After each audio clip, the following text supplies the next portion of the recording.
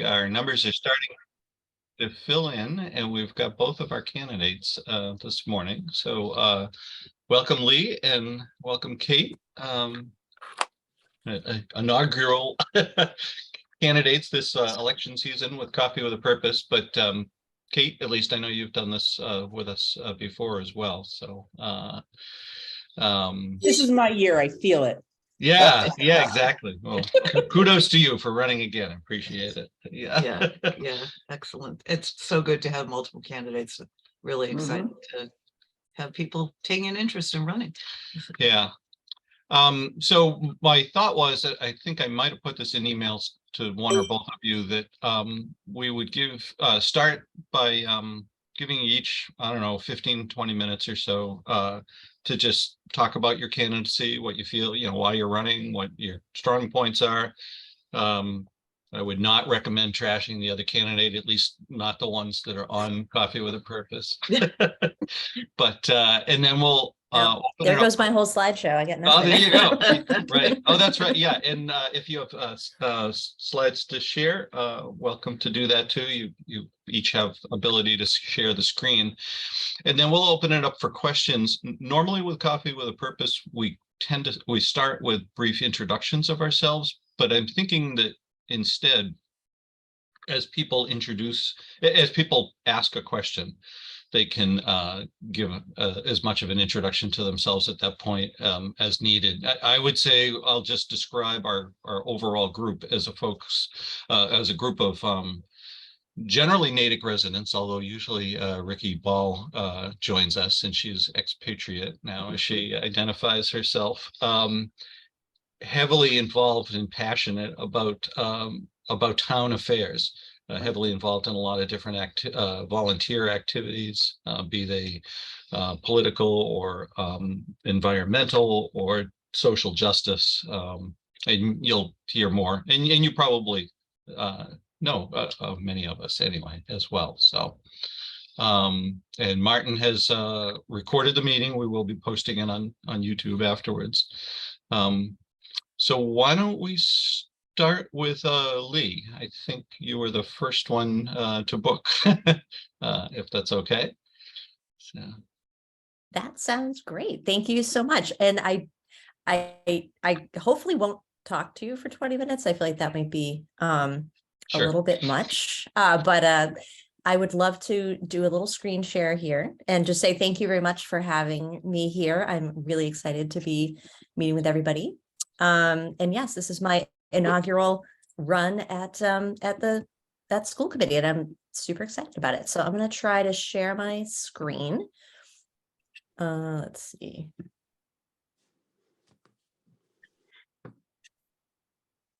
Great, we're seeing that. Oh, that is half the battle right there.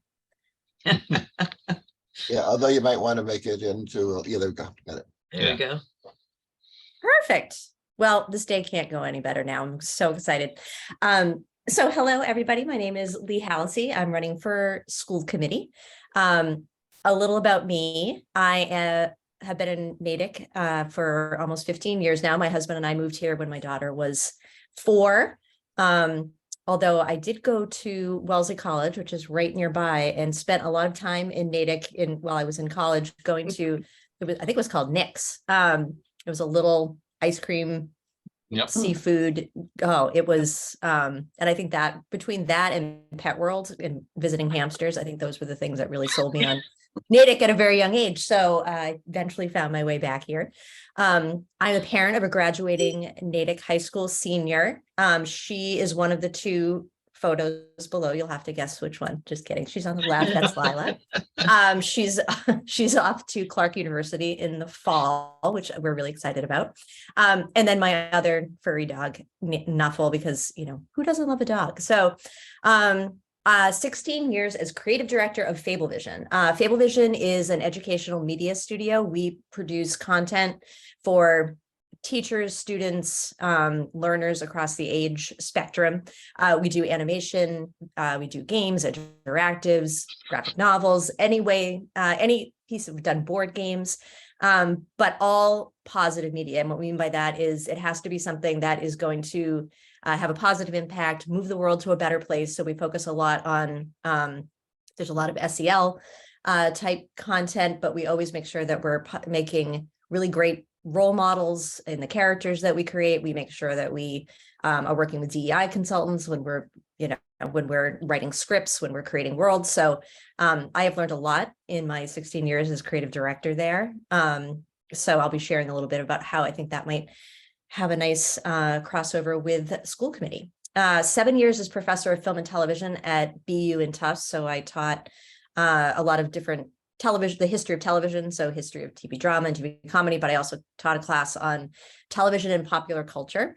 I have a BA from Wellesley College and a master's in pop culture from Bowling Green, which is great for cocktail parties to talk about having a master's in pop culture. I studied a lot of, a lot of television, a lot of film, but also, again, everything from toys to comic books to just really understanding how the things that we interact with, the things that we do in our free time. So not the things that when we're working or that they're things that we have to do, but the things we choose to do with our free time and our money really kind of define who we are as a culture and how that's changed over time. So it turned out to be way more useful than my parents thought it was going to be. So I feel very proud of that.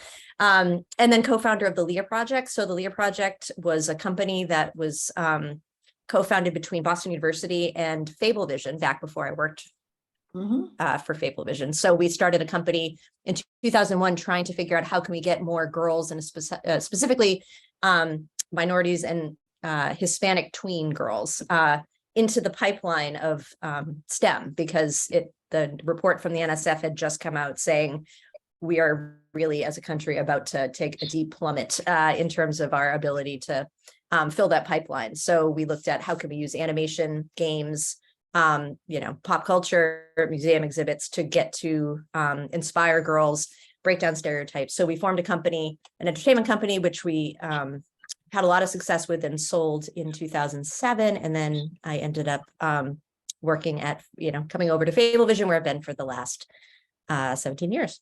Hold on a second. Let me go over and there you go. Okay. So Fablevision is really an amazing company. It was founded by Peter H. Reynolds, who a lot of people, especially teachers, know as an author who really is about getting every kid to make their mark and be brave enough to make their mark. And what we mean by that is we know everybody has a talent, everybody has a passion, everybody has value. And it's, sometimes it's the kid that is sitting in the back of the classroom that is struggling, that is having a hard time. Those are the kids that we really need to reach. So we try to make sure in everything that we do that is our main focus.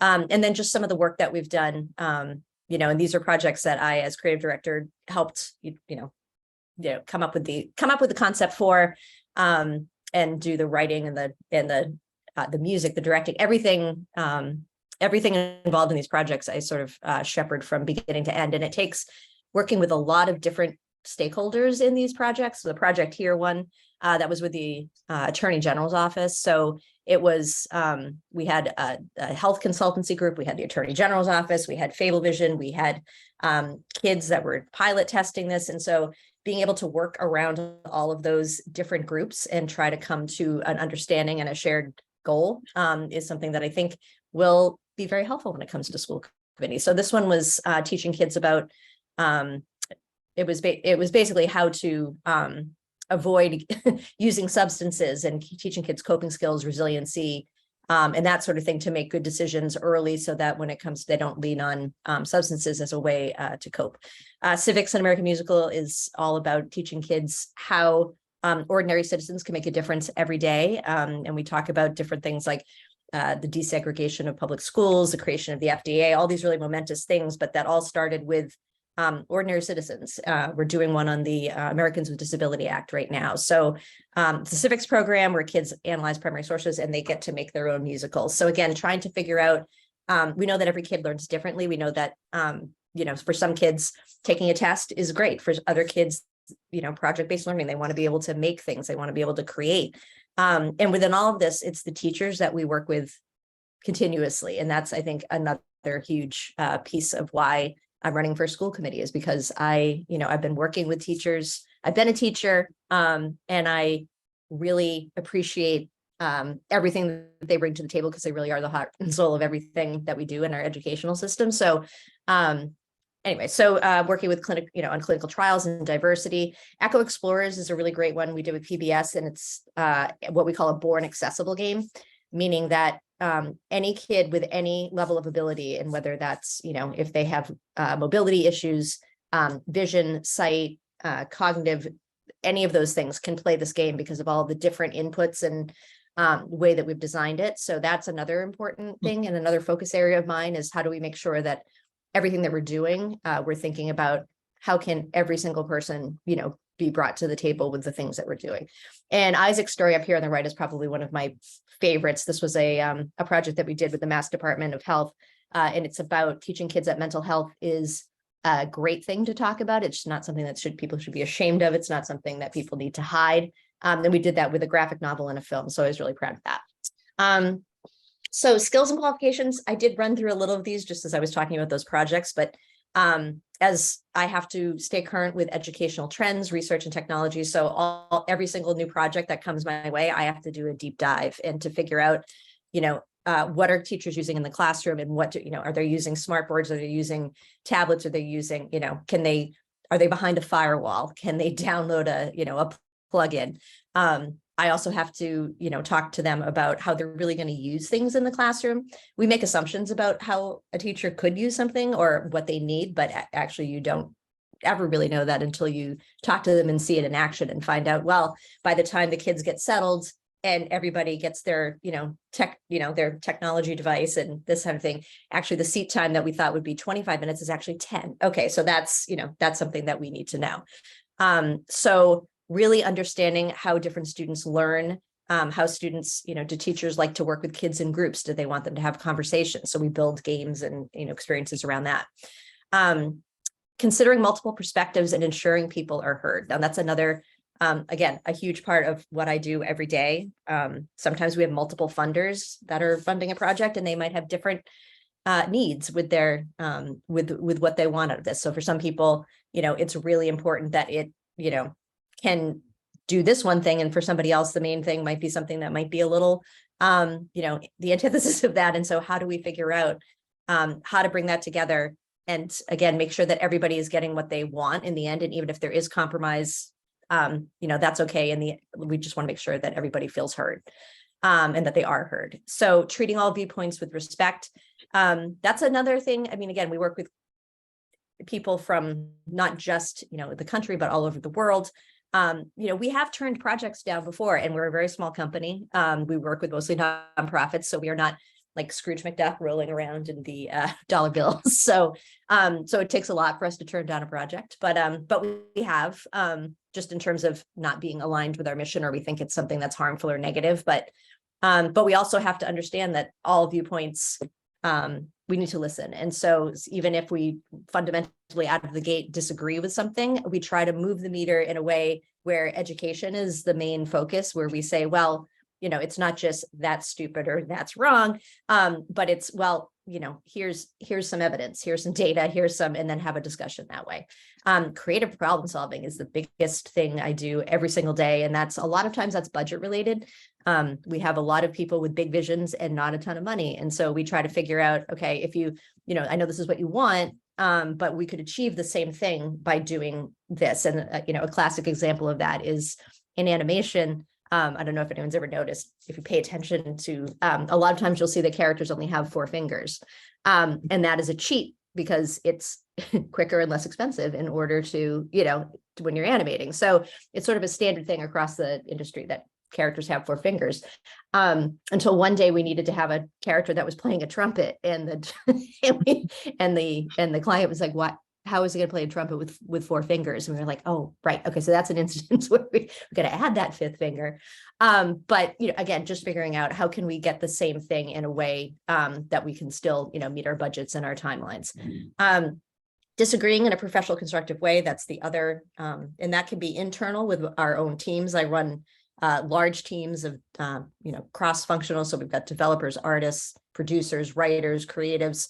And we're all, bringing our talents to the table, but they all, might be in different ways and we all have different passions. So that's another thing, that leading teams and trying to get everybody on the same page with getting to the finish line with a product that we can all be proud of. Making decisions and changing positions based on evidence and data. This is one of those things that I have always been fascinated watching. I won't name any particular campaigns, but let's just say any campaign where somebody has changed their position. They thought one thing at one point, and then they listened to people and they talked to people that even had more knowledge than they did. And they did some, they looked at evidence and data and they said, you know what, I changed my mind, and I feel like we look at that, a lot of people, as a weakness, where I think it's actually a huge strength. And it's not to say that you're changing your mind in order to go along to get along, but that really you've done the hard work and come to a different conclusion. And I feel like that's, like I said, that I think that's important. Asking questions, challenging assumptions. Sometimes things, we do them the way that we've always done them and they work well, but I think there's always room. Asking questions doesn't mean that you disagree with somebody. It doesn't mean that you're trying to be divisive. It just means I'm a very curious person. If I weren't learning something new every day, I would absolutely go crazy. I will say that even running for this position, this is again, the first time I've done this, I am learning so much and I love it, because every day, people are helping me with, looking at this document, watching these videos, and again, I always love to be learning. So that's something where, because of that, that's why I think it's important to ask questions, and to say, just because we've always done something this way, that we need to do it. And even looking outside of, I think we do a lot of comparisons with, let's see what, Newton's doing and Wellesley's doing and, these surrounding things. But I think we can go further than that and look at things like, what are other countries doing, with their education system, with their kids, with the way they bring, intergenerational learning together, where we are pairing like senior citizens with preschoolers, and how, it's an amazing combination that, benefits both groups. And, isn't that something that how do we think about things like that? So I'm really excited to bring some new ideas with that. And then budgets and timelines, those are the real thing. And everyone jokes on my team, as the creative director, I'm supposed to come up with the big idea. And then and you go deal with it after I've sold it to the client and run away and say, okay, you figure it out. And there's a little of that because, it's sales, but in the end, we have to operate within budgets and timelines. And so sometimes that means giving up some things. Sometimes that means, working over weekends. So it's a real thing that we have to deal with all the time. And then I'll just wrap up. I know, my priorities. I also have a lovely new website that just launched here, www.leigh4sc.com, where we detail a ton of those.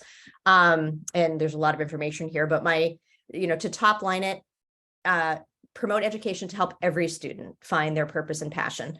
And I think one of the things there is really around, I think we need to focus a little bit more on what they call it CTE now, right? But it's, career tech education. A lot of kids, really their purpose and passion might not be sitting in a classroom and, learning in a traditional sense. They might love to build things. They might want to be outdoors. They might want to, again, and how do we make it so that even the relationship that we have with Cmte or that kind of thing, that we're really starting much earlier than 8th grade and kind of just saying, oh, by the way, here's this other option. It's like, no, this isn't just the other option. It's a great option. And are there ways that we can connect kids in our community with mentors and with internships in high school with people in the community, so that maybe they don't have to leave and go somewhere different in order to get these skills, but can they stay in the community? Because I think that would be a huge, that would probably get more kids to pursue those careers. Elevating evidence-based curriculum across the district.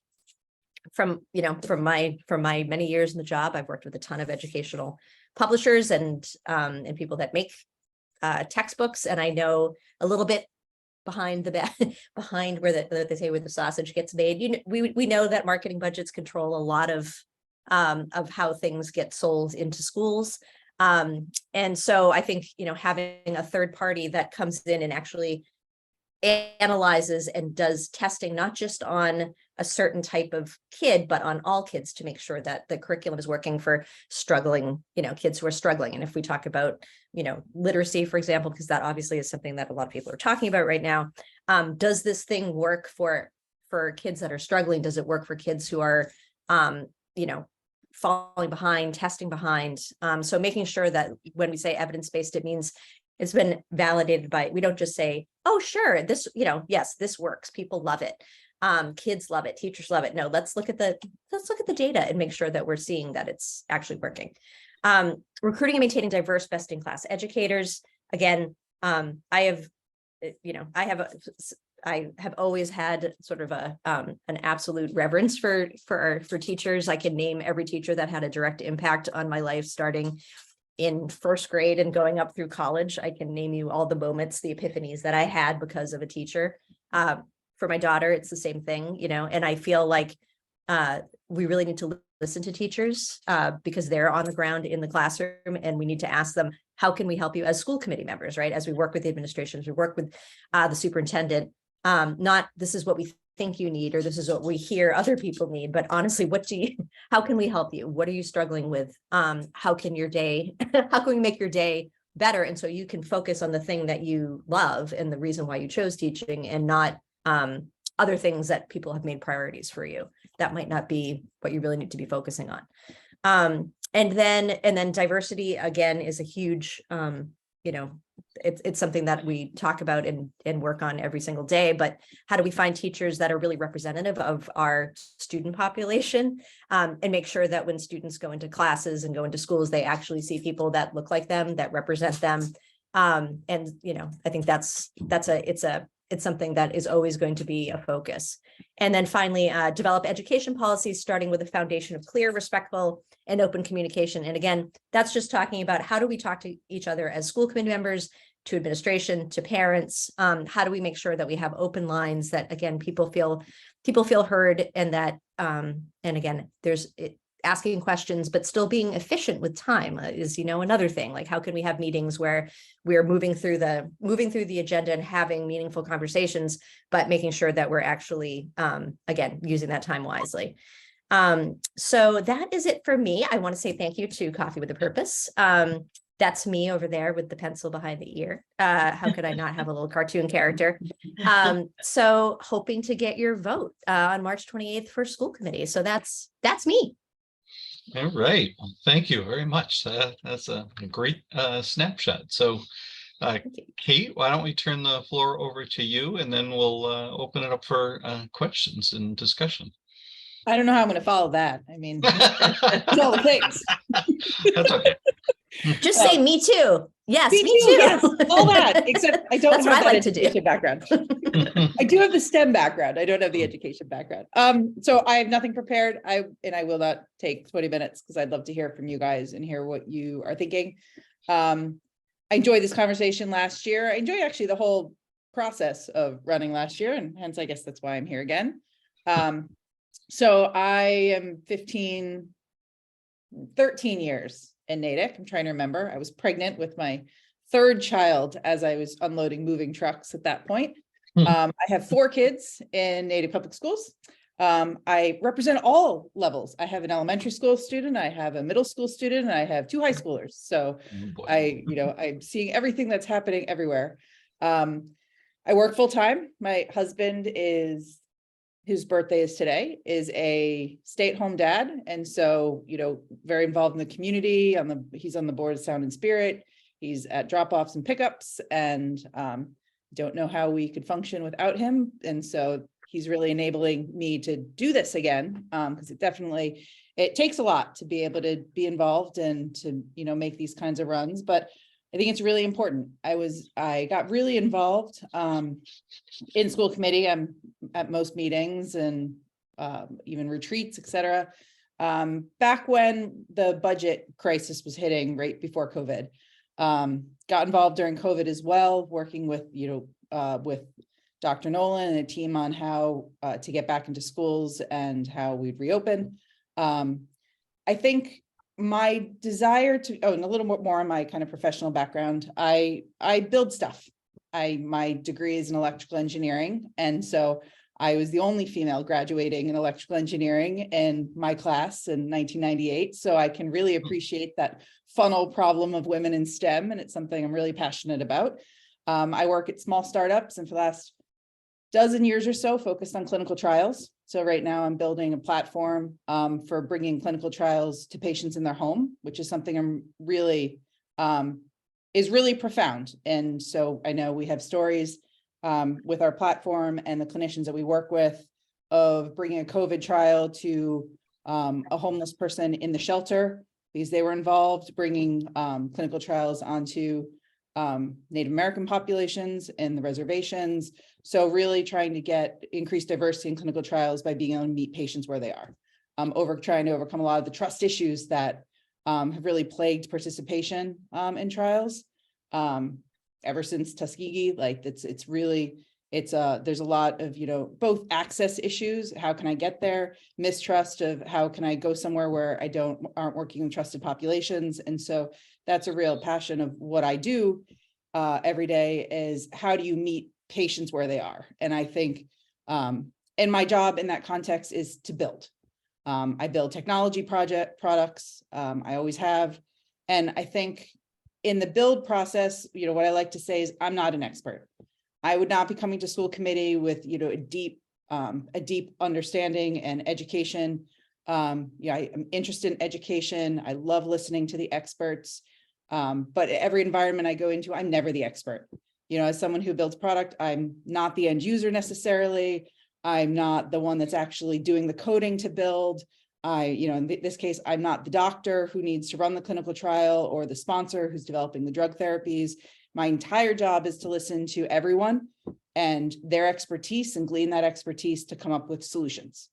And that's what I'm really passionate about and what I really see, what I've been observing. And for the last 3 years in every school committee meeting, I think the thing that really drove me to run is someone said to me once, I don't know, it was a member of a school committee or something, that they felt it was really important that unanimous votes were really important. That a 7-0 vote on school committee meant that there was real alignment and real support for, the administration, and that was something that they strive for.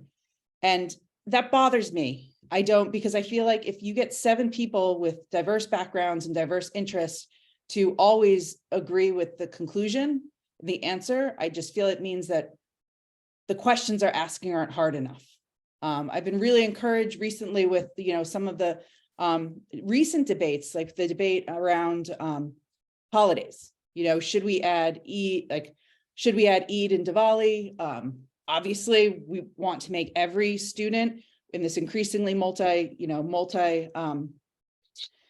in this increasingly diverse community that we're growing, which is fabulous. Everyone's holiday should be respected and acknowledged. But I understand on the flip side, the idea of adding more days in June is really difficult because they're not, teachers will tell you nothing is getting done in June. MCAS has already happened. We need those days to do the work earlier in the year. So I've been really encouraged in watching that debate unfold, the thoughtfulness, we want to acknowledge this, we want to do this, but we have to listen to the teachers and we have to figure out new ways. And so I've really enjoyed seeing that, okay, the easy answer that will make the easy answer to push through, say, we'll just add these 2 days and we'll add them to the end of June. I don't know if that's the right answer. It might be the only answer. I know they're asking teachers, can we take the day after Thanksgiving? But that debate, and even when it doesn't, it's going to require compromise, and it's not going to be a perfect answer, because I don't think there's hardly ever a perfect answer when you're really, trying to solve hard problems. And so I want to see more of that. I want to see that reasoned, well-reasoned, respectful debate where at the end of the day, someone has to compromise maybe more than they want. And then to say, you know what, I will totally get behind this plan, but I'm going to vote no. And that's okay, because it's okay to say, we had to make compromises and this wasn't the compromise that I felt best about. So I'm going to vote no, but then I'm going to get entirely behind things and move things forward. And so I've been really encouraged by seeing more of that. And I want to continue to see more of that. I think there are 5,000 kids that we're serving in this community, and there's a lot of hard stuff going on. I'm seeing hard stuff at every level. I'm hearing concerning things that are coming out of the high school and the middle school in terms of how our kids are treating each other. It chokes me up a little bit, just in terms of how the kids are treating each other. I think we came out of COVID we lost some of those skills. The combination of like the isolation of COVID and like the proliferation of social media, I feel like has made all of us a little bit more hair trigger in terms of, I'm going to say something, speak first and then listen later, willing to hide behind, an anonymous post. I was really not thrilled that they're, asking for anonymous feedback on Mr. Hoy about, at the high school for principal type, because anonymous, we hide behind anonymity. I think those things are concerning, and I think our kids are learning it. And so, I want to be a role model to my kids. Being in school committee right now, when I look at my 4 kids and 2 of my kids are in IEPs and have special needs, crazy, like life is crazy, but I do think I want to model for my kids that, if you care about things, you get involved. If you have things to say, you speak up, but also trying to do that with respectful disagreement. I mean, I have one kid who he can debate. I don't even know how he can debate things that I don't even know if he believes, but he like comes forward to me and he's like, Mom, this is this thing. And I was like, wow, it's really debating it out with him. And I want to be that model. And I think we, as the adults in the room, more modeling of, and even if I don't win, trying to run a campaign where we have substantive discussions. And, Leigh and I met this weekend, and I know Matt and I know Donna, and like to be able to have those conversations and say, we don't agree, but it doesn't get nasty or messy, is something that I think everyone is really committed to. And I think is what we need to do for our kids. So platform wise, that's a huge one, is make our culture better in our schools and our kids. And I think that starts with creating forums for open communication and disagreement, and being able to, I love what you said, Leigh, about being able to change your mind. I think there's been a tendency often and again, it comes back to being able to disagree. Like things can go badly.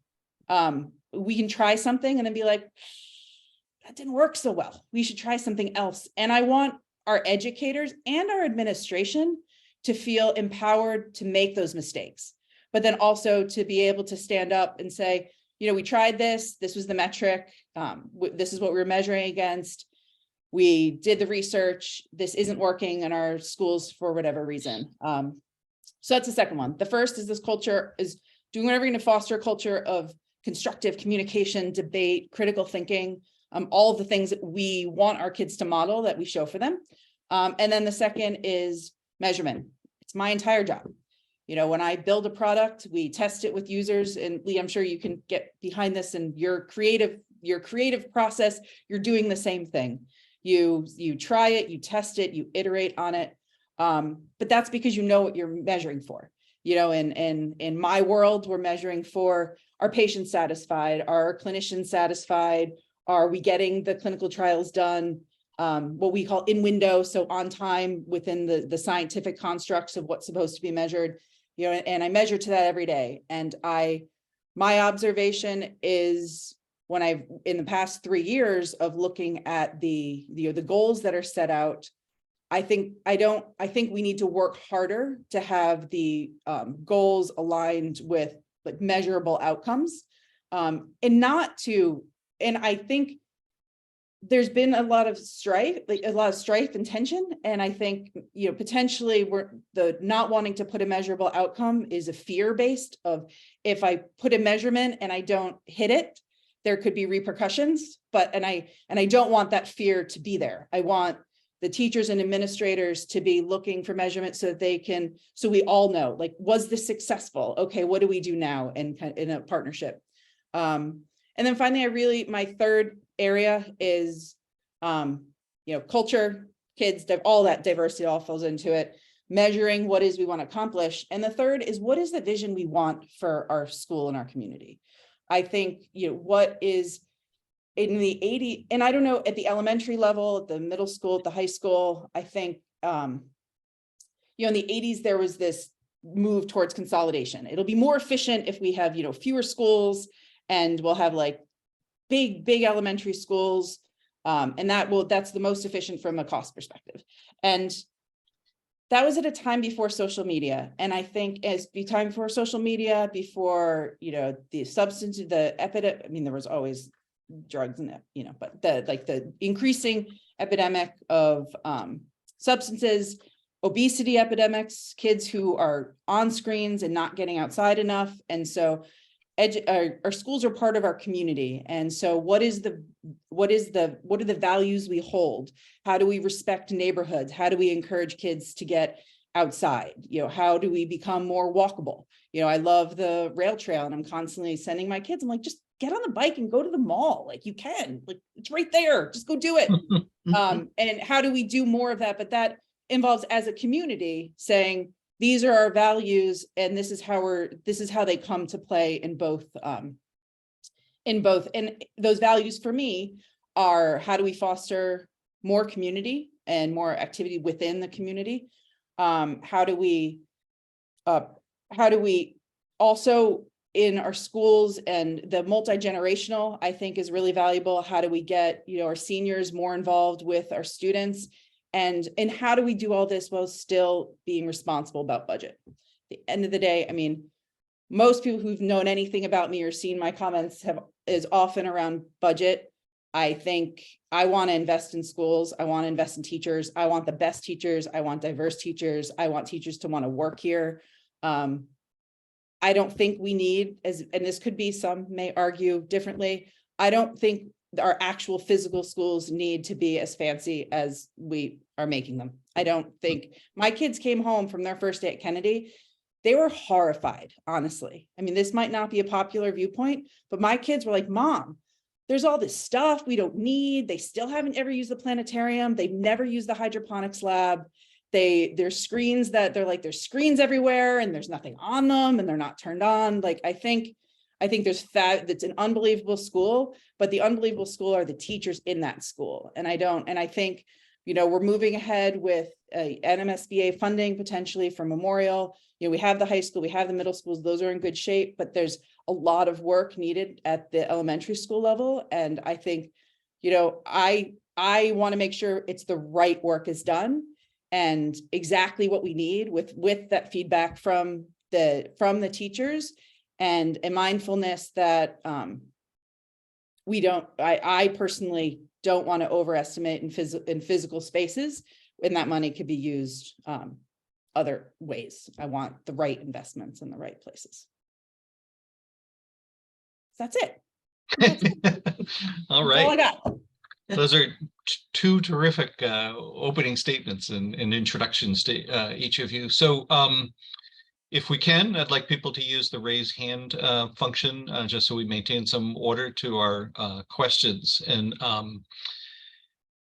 we can direct questions to either one of you or both, but even if it's to one of you, I think, you know, if the other of you has commentary based on what they've just heard or wants to expand on it or contrast, you know, always feel free to do that. And I see Cindy has got her hand up first. So Cindy, come off mute and ask your question. Good morning. Thank you both. I have to run soon. I'm doing dishes, but I get the Mayor Fuller from Newton's weekly notice. And last week, I noticed that Anna Nolan was interviewing for superintendent in the Newton Public Schools. And this brings to me the question of, you know, what is the role of the school committee? Should she take another job in terms of hiring a new person? And it's not so much of a campaign thing. It's more of a sort of actually, what is the role of the school committee vis-a-vis that? There's my question. So is that for both candidates? Or? I mean, it's a pretty straightforward, so it could be both candidates too. Yeah. Yeah, I mean, I don't know the answer myself. So Kate, you want to jump in? I mean, their primary responsibility is to hire the new superintendent. I mean, that is, you know, the mission and one of the main responsibility of the school committee is is overseeing the superintendent, hiring, the reviews, negotiating pay, and forging a strong relationship via the superintendent into that administration. And it's a hard process, and that's that. And if that has something that has to be undertaken, it's going to be a hard one, because it's hard to hire in this climate where we are right now. Hiring, the struggles across the fatigue that administrators and teachers and educators are feeling, like that's going to be a huge effort and a huge, time commitment to do that. I was going to ask a similar question, and Leigh will give you an opportunity to weigh in as well, but kind of expanding on that. On the one hand, we can hear that her interviewing for that job might signal dissatisfaction with what's going on in Natick, which then leads to kind of questions of, does the school committee, try to discuss that with her as to why that's the case. But I've also heard that she is often, as any professional would be doing, always looking for advancement opportunities, and that this doesn't necessarily mean that there's any crisis brewing at all. So I don't know if either of you have thoughts about that aspect of it. It's a good, I mean, I don't have any sort of personal insight other than what, I think we've all read, and in terms of, I do think that in this particular case, it seems as though, one could always say, if you're truly happy, with why would you change? And I know that is one perspective. But the other one is, I also understand if this is something that, I think as the first female, superintendent in Natick, I mean, that is a huge barrier to break down. And so there's no question that Dr. Nolan has a lot of ambition. And I think it sounds like this has sort of been, if there was a superintendent vision board, that maybe like this has always been, on that list of, like, if this ever happens, if this opportunity ever comes, I owe it to myself to try for it. So, but in any case, I think, it is interesting to me I'm learning so much about the process and the role of what school committee does. And it was interesting that, when you're looking at the three major functions, in terms of what school committee members do, you look at the hire superintendents and you're like, oh, well, I probably won't need to deal with that. Right. So that's like, and then I was like, oh, wow, okay. Or it could be one of the first things that you have to do. But, I think it will be, it'll be an interesting process. It'll be something where I think, looking at what do people want in a superintendent. And I think, again, looking to the teachers would be a really great way to think about, obviously there's going to be a lot of incredibly qualified candidates. We broke a barrier, with the hiring of Dr. Nolan. I would love to break more barriers in terms of diversity. But I think asking teachers what they would want in a superintendent, and, asking administration, asking, obviously parents as well, and trying to figure out what that looks like, because again, what it looks like on paper, in terms of qualifications, in terms of, like, I know for me, I would really want someone who's been in the classroom. Like, I would want someone who has been a teacher. I would want someone who knows what it's like to be a working parent in whatever, I mean, it doesn't have to be in any traditional sense of the word, but understanding what it's like for parents to have to juggle being, helping their kids with their homework and getting to the parent teacher conferences and being involved, but also trying to figure out childcare and going to work and trying to, manage their household finances. And, what is that like? And so I think, somebody who reflects those types of things would be really important to me. But so hopefully that answers some of your questions. Yeah. Thanks for that perspective. Tom, you've got your hand up. Come off mute and Yeah. First thing, I can understand why Dr. Nolan is going for it, because the Newton schools are some of the top schools in the country. So it's like the golden egg. But my question is, what are your views on CRT? Hmm. We don't mean the Constituent Rail Trail. James. Darn it. No, I already told They- you about that. I love it. My kids use it all the yeah, time. yeah. Hmm. They know what they know what. All right, so this is clearly a question for both of you. So whoever wants to jump in first. I can- Yeah, Leigh. I can jump in. I have I have a lot of thoughts. So I think it's interesting, you know, when people hear critical race theory, I think sometimes it feels as though it's a thing that is very concrete, that is, you know, the same way that we teach you know, algebra 2 or you know, that sort of thing, that there's this you know, a textbook called critical race theory, and that it's something that people can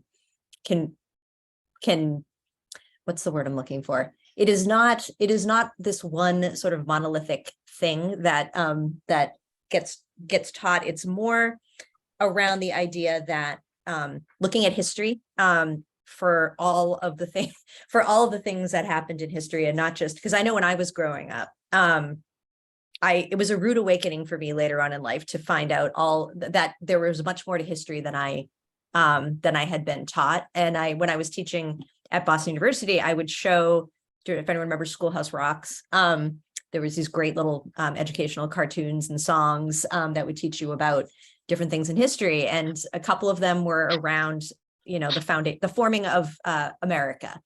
And there were some really interesting things that we said to ourselves and taught ourselves about how, you know, how America came to be, how we, you know, manifest destiny and expanded into the West. And it was it was a very clean, very sanitized version of what history really looked like. And so for me, when I think about what the intent of critical race theory is, it's really about looking at things like, you know, historically, what really has happened historically without the and at a developmentally appropriate level, I should say, obviously, you know, when we're teaching. But it's also just about understanding when people talk about, you know, structural and systemic inequality, just kind of thinking about the ways in which if people have been left out of the ability to do things like, you know, build up equity, to own homes, to, you know, if you're, you know, fate decides where you're born, right? And so if you're born in an area where, you know, you have a substandard school system and substandard services, versus if you happen to be born in an area that has a great school system and wonderful services, how that impacts your trajectory. And so I think for me, it's like I said, it's not a monolithic idea of, I think there's maybe a misinterpretation of what critical race theory is, which is saying that, you know, that race is at the heart of every single thing that we do and teach. And I don't think that's the intent. I think it's really just understanding that we need to question, you know, why things are the way that they are, and how we can better make things more equitable for everybody. So that's my understanding. Kate, anything you want to add? I think from my perspective, I think my kids can learn hard truths about history and not affect, you know, and it's good for them. And to your point, in a developmentally appropriate way. I struggle to understand why it's so controversial to just teach history as it happened, which, to your point, Leigh, I don't think I was taught history and all the nuances of things that are hard. And I think being able to look and learn from history and improve it. I mean, as I said, I was the only woman in my electrical engineering class. I've often been the only woman in a lot of rooms I've faced. Really just not behaviors that were not okay. And I just think when you teach kids at the right age that, you know, all experiences and the experience, and to learn that empathy of experiences that have happened, and you look at history through that lens, I don't see a downside. Thank you. But I'd be interested in where the question comes from. But Well, there's other questions out Right. there. yeah, in that case, Well- Tom, why don't you go ahead and respond? Yeah, but so what? One of the big things about CRT that is objections and all, like I think with Florida in particular, Arkansas, is they don't want the kids. I think you froze. Don't want them. So what are your views on that? So you cut off right in the middle. You- They don't want Froze. the kids They don't to. want to learn about slavery. Yeah, I can't, history is history. Like these things happened and I mean, and when you don't learn about the nuances of what choices were made and how that's left people marginalized, then you run the risk of doing more of that. I mean, it goes back to our kids, even increasingly, there are a lot of issues. There are a lot of like concerning issues at, you know, the middle school and the high school level of, you know, bullying and I think treating history with respect and using it as a forum for creating more inroads to like empathy and consideration is only positive in my view. Yeah. I mean, Tom may be echoing that, you know, we can all have strong feelings for what other states in the country are doing about this and how much, you know, what their reaction to the potential introduction of that kind of curriculum is like. I don't know that we're seeing that acuteness of the issue here in Natick necessarily, but Well, I think Uh, I would say that I do think it's there. I mean, it's a, I think there is a little bit of a sea change happening in terms of, I think it's what I know as somebody, again, who has certain views about, you know, the curriculum and what we should be teaching in terms of, you know, inclusivity and things like that. We just did a presentation in Florida for a huge group of teachers. And it was the musical, the new module that we have on the Americans with Disabilities Act and talking about, you know, civil rights. And one of the teachers noticed that in our animation, some of the characters were holding flags, and one of them was holding the transgender pride flag, and one was holding a pride flag. And the teacher said, we actually could not use that product in our classroom because of that inclusion, because of that image. And it was just one of those things, like, here we are in Boston, you know, we're making these things based on history, based on, you know, primary sources from the Library of Congress, and, you know, with input from teachers and that sort of thing. And then to think that that these teachers wouldn't be allowed to use that is, to me, was it was a wake-up call, but it was also very I don't know, a little heartbreaking, obviously. But, you know, I do know that there are you know, motions in play at the moment that are concerned around the way that we talk about and teach, you know, gender in schools. And, you know, and so it could be that soon. I mean, that could be a movement that hopefully it's, and I will say personally, I hope I hope it is a small voice in terms of in people living in Natick, but with the you know, with the opposition to teaching about you know, gender, transgender, non-binary, you know, how closely behind could some of these other things follow in terms of you know, critical race theory and that sort of thing. So I think we do have to really be mindful and sort of keep our eyes on making sure that we're having the most inclusive you know, and empathic and, you know, group of students and school system that we can. yeah.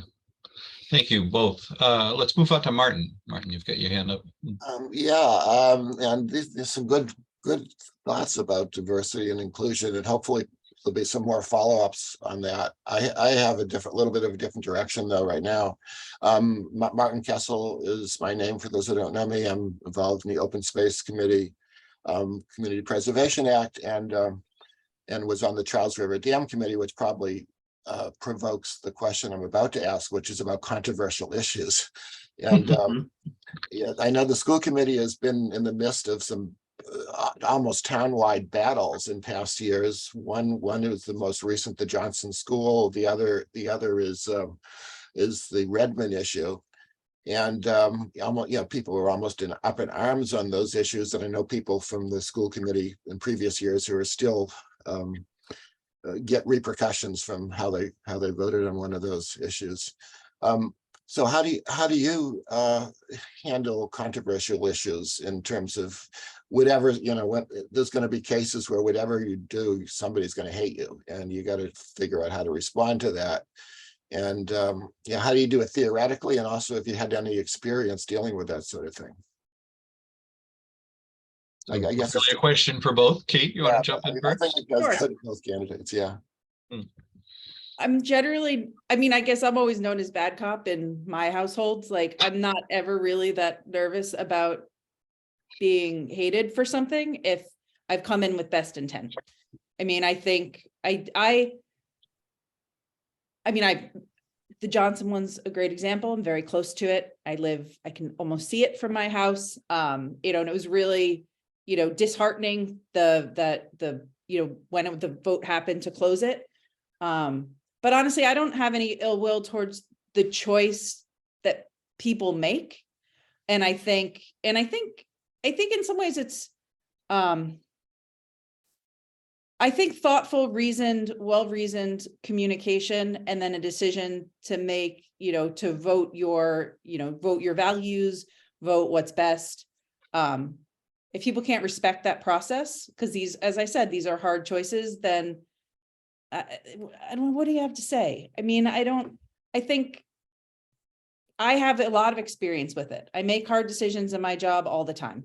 I work for startups. I've had to lay people off. I've had to cut my own salary at times. I've had to cut other people's salary. I've hired and fired, and, I had to choose to cut out I worked at Oracle at one point, and I had to make the business case to cut our entire product. I was like, look, this isn't working. This shouldn't be there. And people lose their jobs, but you defend your decision. You make a business case for it. Like my concern is when it doesn't feel like people are listening. And so I think coming into it is my commitment would be, to really listen, to really hear, to explain, my perspective clearly. I've seen a lot of progress with it. I mean, there's controversial issues that are coming right now. I mentioned the holidays. The Metco debate was was a hard one. Like, everyone agrees with the expansion of Metco. I feel strongly in the expansion of Metco. It was not a unanimous vote. I think both sides made some really good points, and I understood both sides really well and respected each side for the decisions, for the vote that they cast.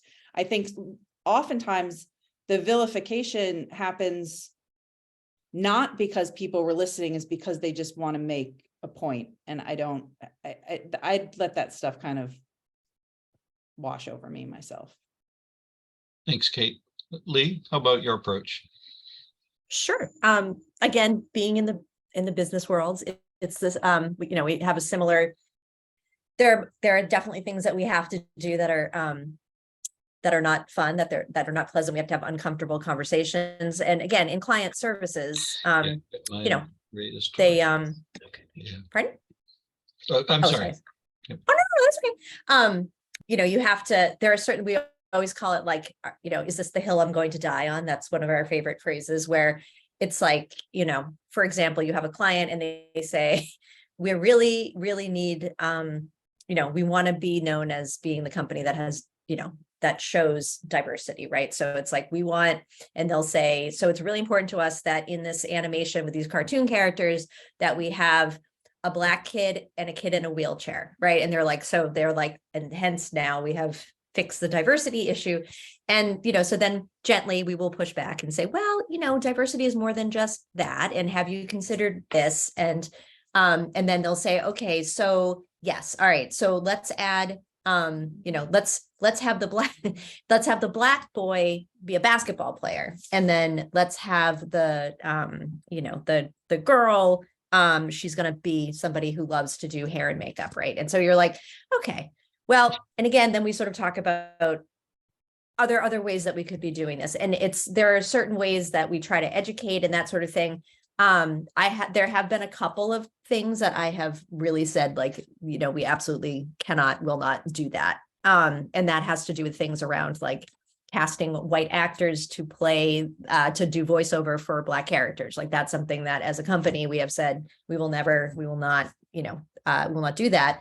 And clients will say, well, I don't want to pay the extra money to go out and get outside talent and do this, whatever. And it's like, well, so there are decisions sometimes that you really do have to stand your ground on. But for the most part, I do feel like there's a little bit of, there's always room for discussion and debate. I will say, I thought about running for school committee years ago, and I was a little worried about, just for me personally, like having a child in the school system, and sort of like, as somebody who does have strong feelings about things, I was nervous about how would this affect her? Like if I was part of a group, that had an unpopular decision or an unpopular vote or opinion, like how would that affect, how would that affect her? How would that affect my family? And I even, in the process of considering running for school committee, talked to some existing members on school committee to say, do you feel safe? Like, do you feel like when, that when parents are coming to public speak, or when issues are being brought up around vaccinations, masking, all of those things, like, do you feel, because we know that school committee members, superintendents, they're being targeted in other states in a way that is actually kind of scary around, very heated issues. So I will say again, it's something that I definitely considered, and hearing what I heard, I felt good that the discussions, while they could be heated, we might not agree with them. I didn't feel as though I would be unsafe, or, that sort of thing, but I could be very unpopular. And that's been, again, we all went to junior high. We know what it feels like to be I sat unpopular. alone at lunch in eighth grade. I sat alone at lunch. I've never been on the popularity train. So, but Leigh, you'll be my friend, right, Leigh? We already are friends now. We've already talked Right. about that. Yes, Exactly. There you go. that's the thing. I got your There you back. go. Solidarity. Yeah. All right.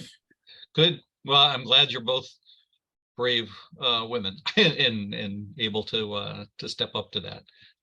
Polly, great to see you, by the way. We've missed you these last few weeks. Want to come off mute and ask a question? You're on mute, Polly. Still on mute.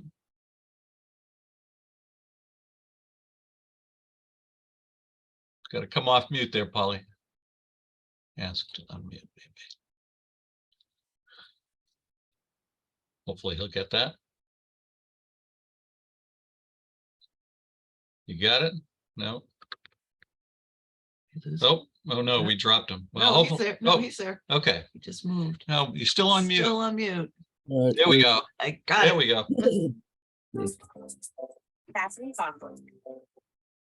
So I've had sorry to see Dr. Nolan go. I've had a great working relationship with I'm the director of veteran services, and I've been going through treatment. I'm still going through treatment. I got a reprieve this morning. So but Dr. Nolan's been a great person working with me and the veterans population, the town of Natick, in conjunction with activities in the schools. By that, I mean me bringing veterans into the classrooms, starting from 8th to 9th grade, kindergarten and first graders, up into the junior high schools, and in the past, high school, also to talk to the students about different subjects. And I'm hoping that your new pick as superintendent has much enthusiasm in this area as Dr. Nolan has in the past, and her people under her have had in the past. I'll keep going to them for support and so forth, and just hoping that the new superintendent, the new Dr. Nolan, is as enthused as bringing the veterans in the classroom as she has been. Well, we haven't lost her yet, Polly. She's just Yeah, a exactly. finalist. Yeah. We don't know whether she's going to be offered the job or not. Do you have any questions for either Kate or Leigh?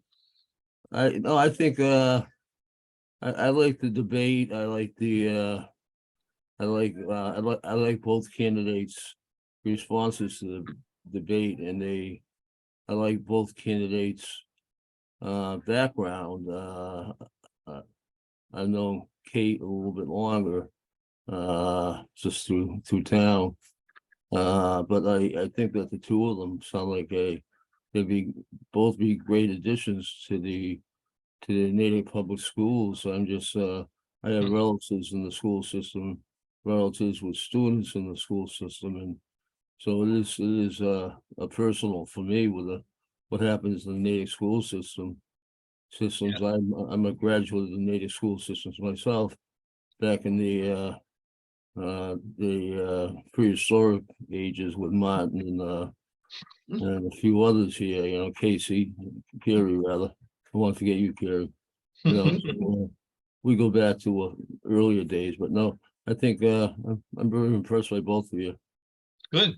All right. Good to hear. And I love the veterans programs in the schools. My kids always really enjoy it, Thank you. for sure. Yeah, that's veterans are, if you go back over the decades, the acceptance of that population has varied quite widely. And I mean, it's for people that choose that profession, they're built out of a different cloth than the rest of us. So it's so important to get their perspective on things. But Sarah has a question. So I guess I have a sort of half a question, half a comment, and I hope I can frame this well. So the comment goes back to the discussion of some of the difficult issues, quote unquote, that are floating around these days of what to teach kids about history, about gender and sexuality. And Doug and I are also the parents of 4 kids, all who went through the Natick school system. And, our youngest graduated in 2014. So I'm not going to comment on specific things because, we don't have current direct experience with it. But our experience has certainly been that if you frame things in an age appropriate way, kids can understand a lot more than we give them credit for. So I guess I would throw that comment into the discussion that obviously that, it does need to be age appropriate, but really young kids can get the concept of why somebody's in a wheelchair, or why somebody's skin is a different color, or why somebody chooses to wear different clothing. There's all kinds of things that people in, sort of broad society are like, oh, you can't talk to kids about that. You can. You just need to do it in a respectful and age appropriate way. But my question is, I'm a geologist. I spent my career doing hazardous waste site cleanup and assessment. And for a while, when we were growing very fast at my company in the 80s, I was assigned to the corporate staff and I did training. And I was training people in field techniques. And I got that job partly because I was considered very good at what I did, and therefore was qualified to teach other people, which is an interesting way of getting the job. But anyway, whether I was a good teacher or not was not the question. But I always tried to stress to the people I was teaching, you don't have to do it exactly the way I do it. You have a goal in mind. Your goal is to collect scientifically defensible representative samples. And if you have different procedures for how you label your bottles and, how you keep track of where you're at and that kind of stuff, there's a lot of freedom in there how to do it. There's not freedom in other areas. You must collect your samples, you must put them in the cooler and keep them cold. But this is a long-winded way of getting at the question of people's different learning styles. And I guess how do you balance people's different learning styles and different ways of approaching things with getting the desired outcome, which is to learn algebra or learn how to conjugate a verb in French or whatever it might be teaching? How do you, when you have a whole classroom full of kids, who have different learning styles, different rates of learning, different, all kinds of things. How can we support teachers in making that balance? I can go, or you can go, Question. Leigh. Oh, you Or- go. Um, this one's very near and dear to my heart because I live in a family of the most divergent learning styles that can exist. Like Mhm. I have two very, very dyslexic children and three Yes, we very do too. We have and one. three very ADHD children, and Yep. I am the most neurotypical learner ever. Like I was like, I am like the person in the classroom that, so I've, my husband is very atypical, brilliant, but also dyslexic. And so this is my lived experience every day. And so I think a couple things, I'm not an educator. I think, going to Leigh's point and I think there are curriculum issues from what I've heard. Science will drive us towards curriculums that do as best they can. But then I also think we need to be very careful to distinguish between learning styles and actual disabilities. Like, I think we are not doing enough I've seen improvements. I have a 9th grader with dyslexia and a 4th grader with dyslexia, and I have seen improvements in changes. It was hard to even get him on an IEP, whereas they brought her issues to my attention in 1st grade. So I've definitely seen progress, but not enough progress. I'll give you kind of a little bit of a personal anecdote, which, is a driver for me. And I actually had to make a complaint to the state. And when I was told for my 8th grader that, well, one of the criteria for being in an honors class is that the kids are able to function independently. So they were not recommending my son for honors math. And I was like, if you had a deaf student, would you say they couldn't have a sign language interpreter in the room? Like, no, like he's ADHD and dyslexic. You have not remediated his dyslexia, and but he's really good at math. And so these are the Yep. kinds of, we need to push more, and we need to be able to support all kids where they are. And if I'm, deciding between, a fancy school and more special ed, more educators with, that kind of experience, I'm going to pick that experience every single day. Thanks, Kate. Leigh, want to add? Me too. No, I'm just kidding. It was it was so good. No, it's it was interesting again, I was teaching college, so it was a little different, but I quickly learned, again, it doesn't take long to figure out the difference between somebody with as you said, a learning style versus somebody who has a disability. And I think at the college level, you're dealing more with these learning styles. But it was, what I like to do, and the kids would sign up for my class. It was called Television and American Myths, right? And so they all thought, well, I'm going to sit and watch TV every day in this class, and it is going to be the easiest class, and they would show up, and then they'd get a look at the syllabus, and their faces would go a little white, and they'd be like, God, there's a lot of reading for this class on television. And then they'd do their first papers, and then they would get their first papers back, and they would be like, this is not at all what I thought. And it was interesting because what I would always meet with students and let them rewrite their papers, because I firmly believe that the whole point of the education and the college experience was that they would learn how to write paper.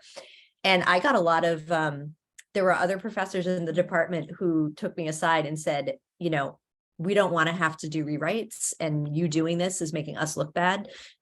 So, we'd really prefer it if you didn't let kids rewrite their papers. And I said, well, there's no point. Like, if a kid writes a paper and they fail, then you're supposed to move them on to the next thing. And just, how is that helping anybody? And it was just such a weird thing, but I understand, again, from that thing where it's like, you can't, it's a lot of work, right? And it's a lot of sitting down with kids and trying to figure out where their struggles are. And I was lucky that I was only teaching 2 classes for our teachers who are teaching all day long. And, again, mixed classes, different, I think having paraprofessionals, the more paraprofessionals that we can possibly get, the better in these classrooms to help, with both learning styles and learning, challenges and disabilities. And I think, again, if we could, looking at more project-based learning, I think would be really interesting.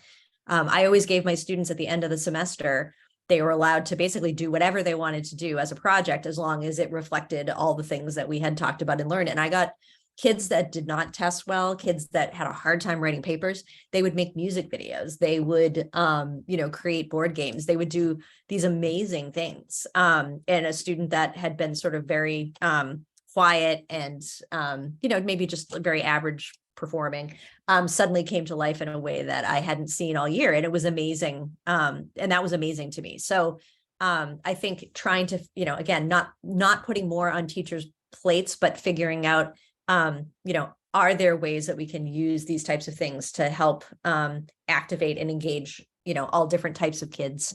But also, as you said, earlier intervention, more transparency with, if teachers are noticing, because they do notice when your kid is behind or not getting something, how can we make that conversation happen early with the parents and the people that need to support? I know for my child who has a 504 plan, COVID absolutely ruined her sophomore year. Like it was devastating because everything was online, and she is not a kid who can learn, algebra 2 by watching videos of people doing math problems.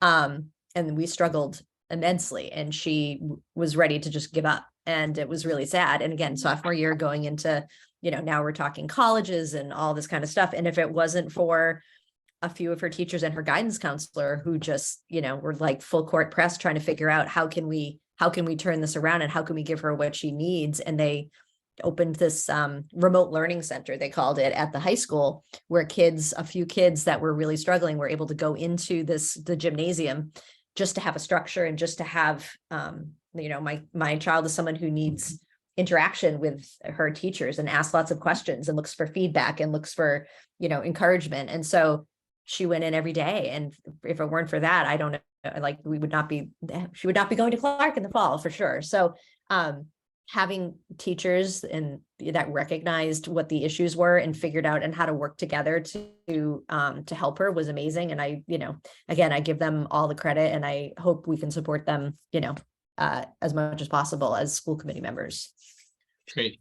Thanks, Leigh. So just a quick comment. I'm really glad to hear your daughter had that experience in the high school. We also have a dyslexic child who was on an IEP, then services were taken away because he had made so much progress, which was really difficult. And so he had a hard path through high school. He had a serious injury, missed a lot of school. And he is preparing now to take the bar exam, wherein they will not give him accommodations, basically because he's too smart to need that, which is really frustrating because reading is still a struggle. But I want to give some kudos to the high school. At least I'm glad to hear they're still doing this. They worked so hard. We also have 2 kids who have been on IEP/504 plans.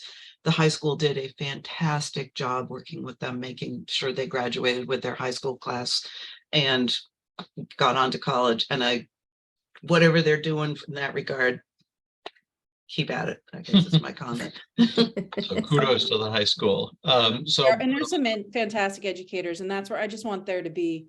I mean, I can't say enough about the freshman honors physics teacher and like the time he puts in to because the attention kinds of issues are real and they're unbelievable, but I want them to have more support too. And I feel like that's an area of investment we can still invest more in. Yeah. Cool. So let's see, we've got Martin with his hand up, Kat Monahan, or I want to make sure we get to her, and I've got a question of my own, but Martin, you're first. Okay, yeah.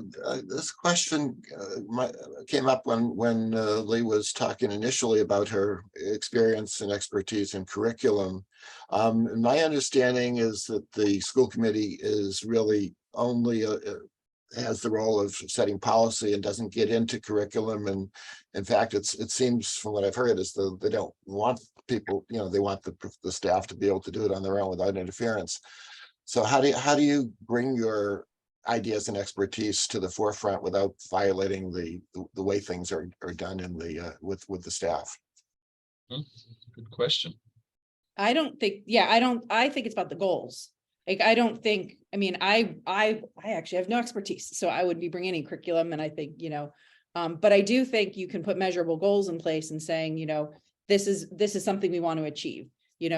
They set goals, like, for example, this is one that's near and dear to my heart. They want to train more teachers on Orton Gillingham versus Wilson as a curriculum for remediation of dyslexia. But the goal they set was to train teachers in Orton Gillingham. Like, that's not an outcome measurement. That's not saying, you don't need to make a choice about it, but is it that you've assessed kids or you've seen a measurable change? And so from my perspective, it is the function of the school committee to work with the administration to set goals and what the results they're looking for. And so if you're making a change on curriculum, there's a reason for it. And I would expect the administration is putting that forward, not the school committee, because we want to see some kind of change. And I think, the curriculum that I hear talked about a lot is the reading curriculum. There's a lot of scientific evidence around, why, and I think that's acknowledged within the administration. And so, what outcomes do we want is something I think that can be discussed. Thanks, Kate. Leigh? Yeah, I mean, again, it rightfully stated that while the school committee does not set curriculum, I think it's our job to be informed and do our own research as to, what's happening with curriculum, what sort of what debates are going on, what new evidence is out there. I think that is huge. And again, talking to teachers and figuring out, what they want and need. And then obviously, it goes up to the administration superintendent. I mean,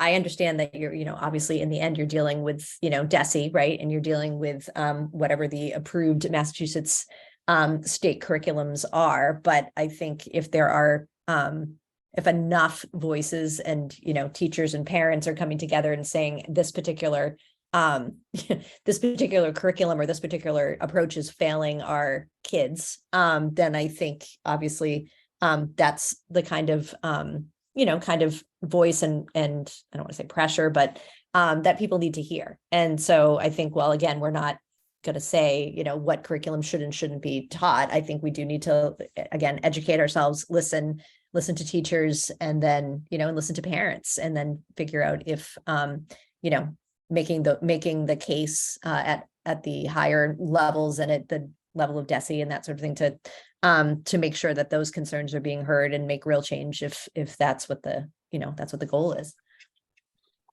Thanks, Leigh. Let's jump to Kat, and then I've got kind of a two-part question. I do see Carrie's got his hand up. I'm also mindful of the time, but we are recording the session, so even if people need to be dropping off, but Kat, why don't we switch to you? You've come off mute, but we're hearing roaring. Are you driving?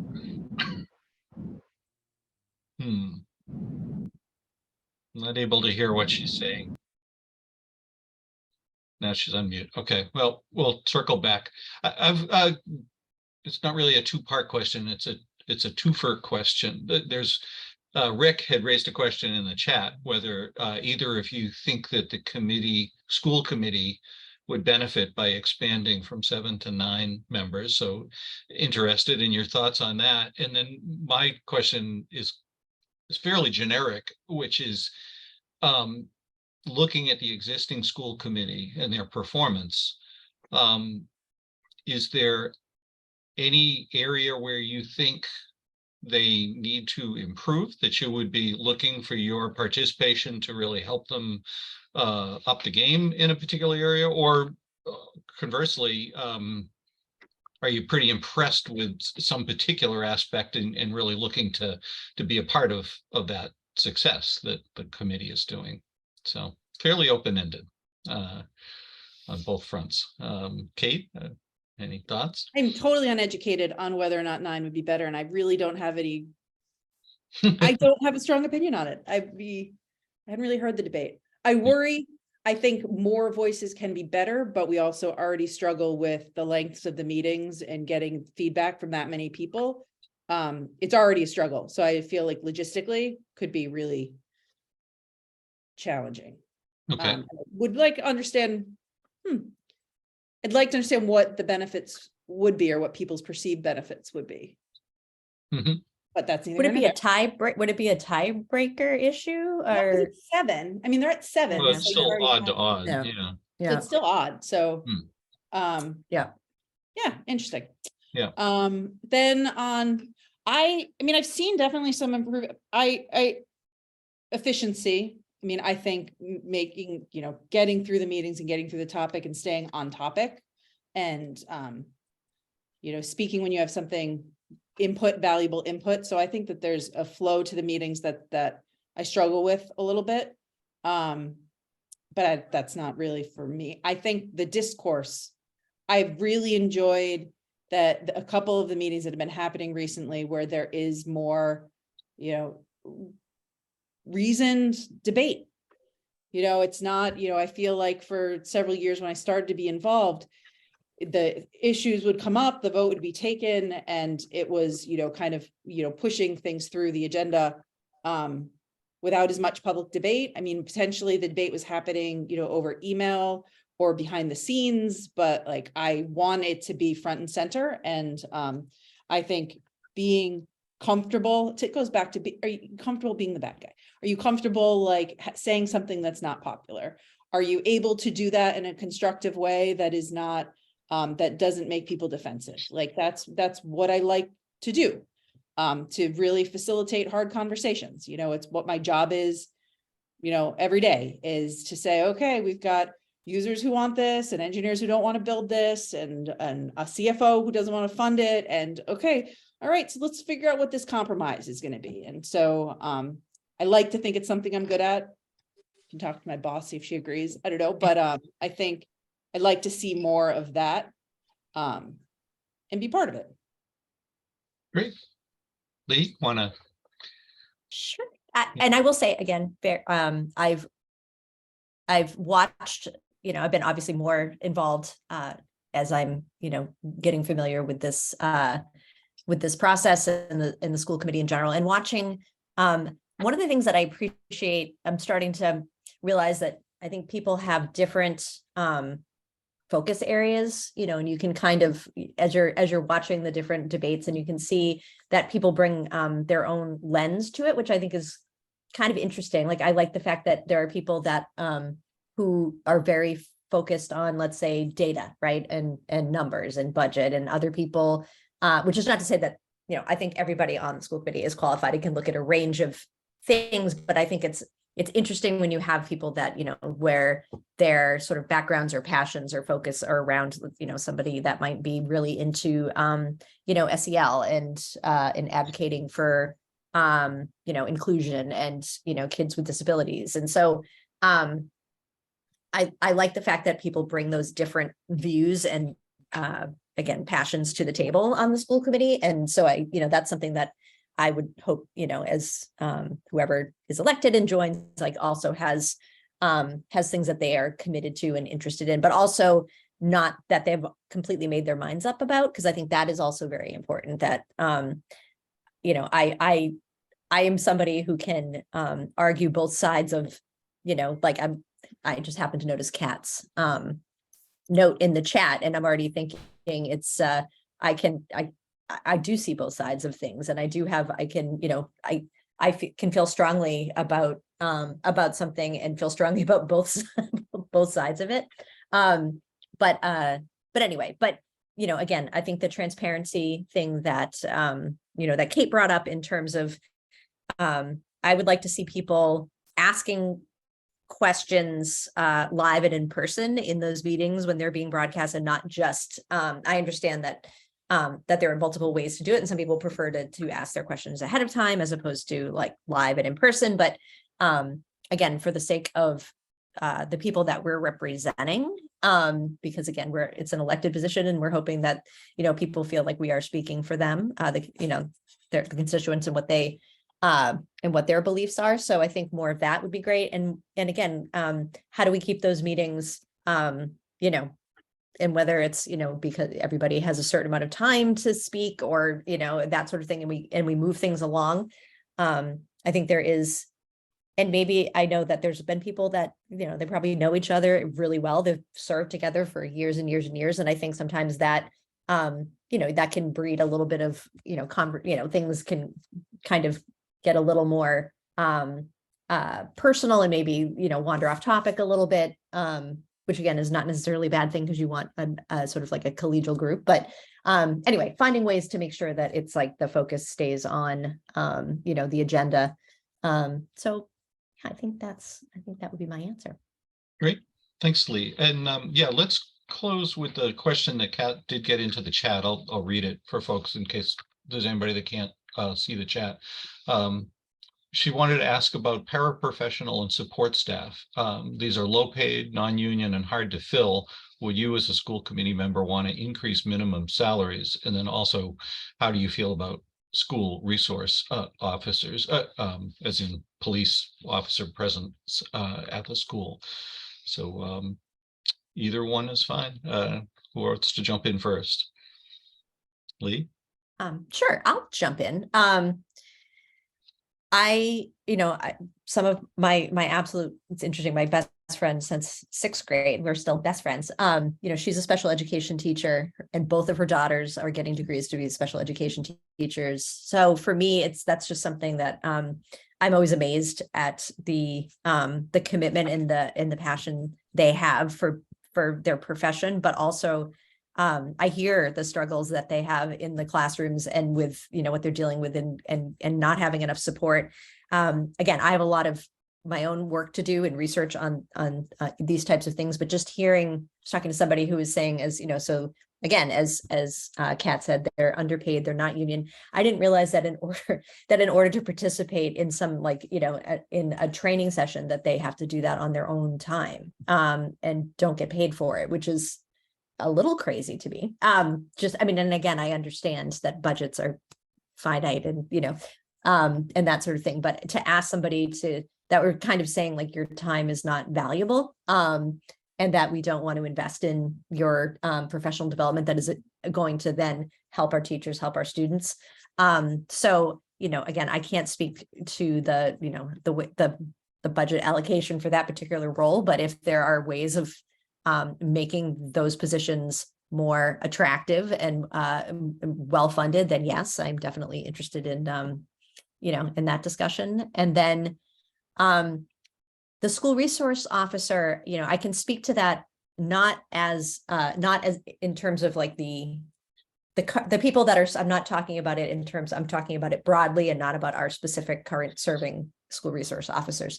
But I think, there's been a lot of talk about about the value of having, school resource officers, what the perception of that is by especially students of color, have a different, whereas, the goal sometimes I think is that, having someone there is supposed to make the kids feel, safer, feel more, sort of someone, that they can go to, where I do know, as we're looking at, like, again, students of color and the sometimes, the relationship between students of color and police can be different than the way that we would want it to be. So I have very mixed feelings about that in terms of the school resource officer thing. I think, again, the intention is always good. And I feel like how, I would like to look at how can we diversify our school resource officers again, in a way that might make that more, again, have more role modeling, more people that our kids can sort of, see as somebody that they can, relate to, that represents them. I don't know. It's a tough one. When you hear stories about what happens in a school, I don't want to talk about school shootings because it's just unbelievably upsetting, but it's like, again, we the idea that, a school resource officer might be able to, do something in that situation, but then we find out that, again, the best of intentions, it doesn't always work out that way. So I would say for that one, I would look forward to hearing other people's opinions about it. And again, this is not about like every school resource officer I've met in Natick through different programs and trainings, are incredible people. So my comments are not about them in particular. It is about like the idea as a whole. So I just want to point that out there. So, Kate. Sure. I think I'm really on board with the more training for paraprofessionals. And I've kind of heard the same as you, Leigh, with, getting hired and not necessarily having all the training equipped. I'd like to do anyone who's working with our kids, I want them to feel like they're treated like professionals. Whether or not their salary, I've talked to some who, they don't feel like they're underpaid necessarily. They like the flexibility of, the timing, they're choosing it. If they're hard to fill, that in itself says that, maybe the compensation isn't sufficient or the training is sufficient. If something is a need and it's hard to fill, then figure out why that is. And if it's that they need more training or need to be treated more professionally or slotted in a different way, like I'm completely open to that, because I think we need more supports in the classroom.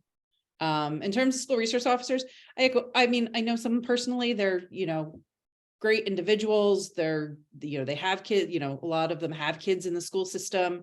But again, it comes down to resources and perception. What is the goal of having the school resource officer in the school?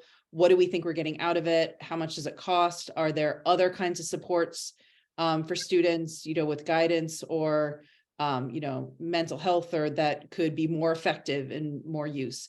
I'm not an expert in this area. Like, I would definitely be open to, are these is this the right role to have in our schools, and what are we trying to get out of it?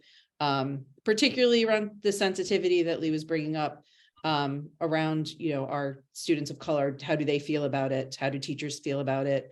I'd be open to both sides of that argument. Great, thank you. And thank you both.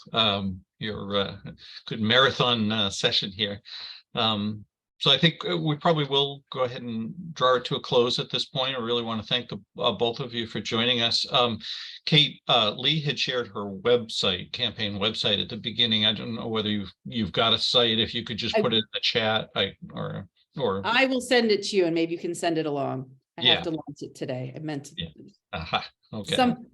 Something's tricky is not working for me, and all my technical abilities. Somehow it was not working for me last night, but Yeah. All right. Well, we wish the both of you the best in your candidacy. One benefit to going to 9 members would be that we wouldn't have to